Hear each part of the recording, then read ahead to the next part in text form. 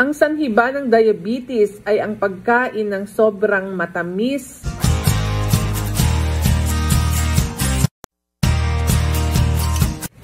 Ang sanhi ba ng diabetes ay ang pagkain ng sobrang matamis? Hindi po totoo ito. Meron ho tayong dalawang klase ng diabetes, ang type 1 at type 2 diabetes. Ang type 1 diabetes ay nangyayari kung ang pancreatic cells, specifically yung beta cells, ay nasira dahil sa ating immune system. Samantalang ang type 2 diabetes naman ay hindi rin nade-develop dahil sa pagkain ng sobrang matamis.